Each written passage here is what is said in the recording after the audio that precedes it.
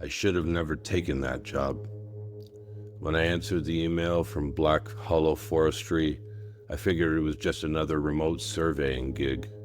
A week alone in a deep, uncharted section of Appalachian wilderness, taking soil samples and marking potential logging zones. Easy money. I'd done it a dozen times before. But Black Hollow wasn't on any map, and by the time I realized that, I was already too far in to turn back. The helicopter dropped me off at the coordinates late in the afternoon. Just me, my pack, and my radio. The pilot, a wiry man with too many scars for someone who supposedly just flew transport, didn't even cut the engine as I stepped out. "You sure you want to do this?" he shouted over the roar of the blades. "Yeah, just a week of peace and quiet." He didn't laugh. Instead, he shoved a battered old compass into my hand.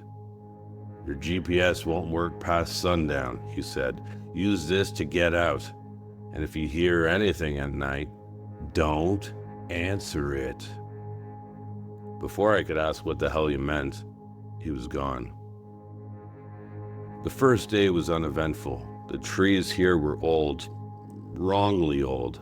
Some of them didn't even match the native species found in Appalachia. Thick, moss-choked things with twisting black roots that looked more like veins than wood. The deeper I went, the stranger it got. I found bones in places where nothing larger than a squirrel should be. Elk skulls wedged between tree branches. Rib cages split open and picked clean, left sitting in the center of winding deer trails. And then, as the sun dipped below the horizon, my GPS flickered and died. I wasn't worried at first. I had the compass and my tent was already set up, but that first night, as I lay sleeping in my bag, I heard something moving just beyond the tree line. Not walking, mimicking. A soft shuffling like bare feet against dead leaves, then silence. A second later, I heard my own voice whispering from the dark. "Hello?" My stomach turned to ice. I laid still, barely breathing. The voice repeated, slightly closer this time. "Hello." Exactly the same cadence, the same intonation, like a perfect recording. I clenched my jaw and forced myself to remain silent. My hand drifted towards my hatchet, the only weapon I had. The voice called out again, but I refused to answer.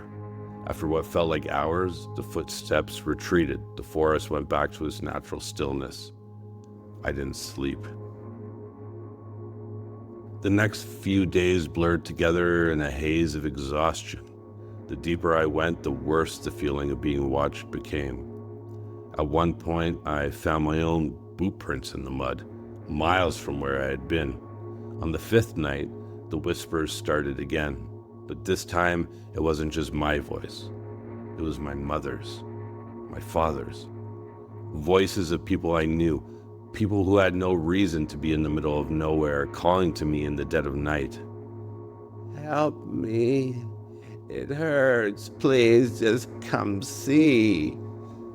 I clenched my teeth so hard I thought they'd crack. I didn't move. I didn't breathe. Then, from just outside my tent, so close I could hear its breath, came a new voice, a harrowing one. "We see you." I broke camp before dawn, moving faster than I ever had before. I didn't care about the contract, about the samples. I just needed to leave. But the forest had changed. The trees were wrong, twisting at impossible angles. The sky never fully brightened, remaining a murky, overcast gray. The compass spun uselessly in my palm. The whispers continued, always just behind me. Then, around noon, I saw it. A clearing opened ahead, bathed in dim, stagnant light. In the center stood a figure. It was tall, too tall. The limbs were elongated, its fingers tapering to needle-like points. Its head was wrong. An almost human face stretched over something that wasn't a skull, and it was smiling.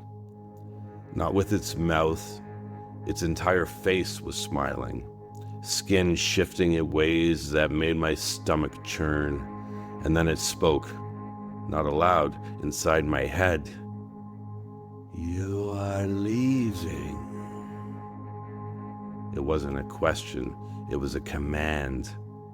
I stumbled backward, nodding frantically. My feet barely touched the ground as I turned and ran. I didn't look back. The helicopter was already waiting for me at the extraction point. The pilot didn't say a word as I climbed in, breathless and shaking. We lifted off, the dense canopy swallowing the clearing below. Only then did I glance back. They were all there, figures, dozens of them, standing in the shadows just beyond the trees, watching. Not chasing, not waving, just watching. The pilot must have seen them too, because he tightened his grip on the controls. As the forest shrank into the distance, he finally spoke. "You didn't answer them, did you?" I shook my head. He nodded, satisfied. "Good," and quieter. "I don't like it when you answer." I never went back. The paycheck was wired to my account a week later, but Black Hollow Forestry no longer existed. No website, no records, no proof that I had ever even been hired. But I still have the compass. It doesn't point north anymore. And sometimes, in the dead of night, it spins.